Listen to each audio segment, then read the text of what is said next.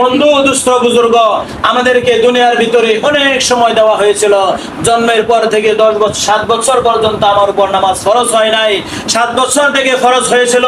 আপনার সন্তানকে আপনি শাসন করে আপনার সন্তানকে আপনি মসজিদে নিতে পারেন নাই, নামাজি বানাইতে পারেন নাই, মাদ্রাসায় পড়িয়ে মাদ্রাসায় তাকে হাফেজ বানাইতে পারেন নাই, আলেম বানাইতে পারেন নাই।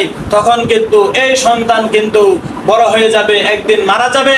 এই সন্তান কিন্তু আপনার বিরুদ্ধে, আমার বিরুদ্ধে এই সন্তান দাঁড়িয়ে যাবে, বলবে আয় আল্লাহ, আমার মা বাবা আমাকে তো শিক্ষা দেয় নাই, আমি কিভাবে আমল করব, কিভাবে নামাজ রোজা করতো, আমি তো আল্লাহ আমি জানতাম না।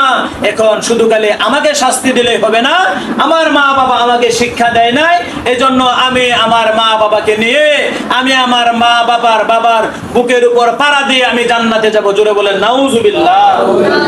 কোথায় যাবে সন্তান?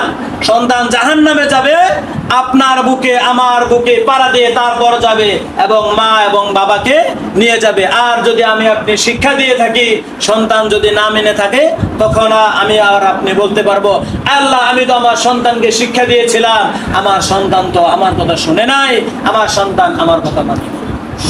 তখন আমি আল্লাহর কাছে কথা বলতে পারবো। আর আমি যদি সন্তানকে সুশিক্ষা না দিয়ে থাকি, যে শিক্ষা দিলে কিনা আমি যখন মারা যাব আমার সমস্ত আমলের দরজা বন্ধ হয়ে যাবে, আমি যখন মারা যাব আমার জন্য আসমানের দরজা বন্ধ হয়ে যাবে, আমলের দরজা বন্ধ হয়ে যাবে, আমার কোনো আমল করা সম্ভব হবে না। আর সেই আমল আমি যদি কবরে গিয়েও যদি আমল করতে থাকি, সেই আমলের কোনো সওয়াব হবে না, সেই আমল করে আমার জন্য কোনো ফায়দা হবে না। তখন ওই সন্তান যাকে আমি শিক্ষা দিয়েছিলাম, আমার ছেলে মেয়েদেরকে, আমার আত্মীয় স্বজনদেরকে, আমার ছাত্রদেরকে, আমার প্রতিবেশীদেরকে, ওই সওয়াবগুলাই আমার কবরে যাবে। সুবহানাল্লাহ বলেন।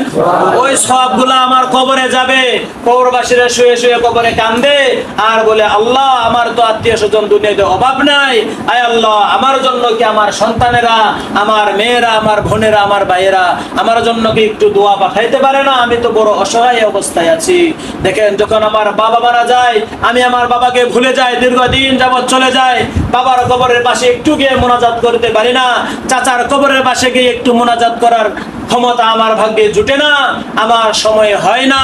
আমার বাবার কবরের পাশে গিয়ে একটু আমি দোয়া করব, আল্লাহ আপনি আমার বাবাকে মাফ করে দেন, সূরা ফাতিহা পড়ে, সূরা ইখলাস পড়ে একটু দোয়া করব, এই সময় কিন্তু আমার নাই। আমার মা মারা গেছে দীর্ঘদিন পূর্বে, আমার একটু এখন দোয়া করার সময় নাই, অথচ আমার মা বাবা আমাদের জন্য, আমার জন্য কত কষ্টই করেছে। এই রমজান মাসে আল্লাহ সুবহানাহু ওয়া তাআলা যেন আমাদেরকে বেশি থেকে বেশি আমল করে আমাদেরকে যেন এই রমজান মাসে গুনাহ মুক্ত করে কবরে যাওয়ার তৌফিক দেন এবং মা বাবার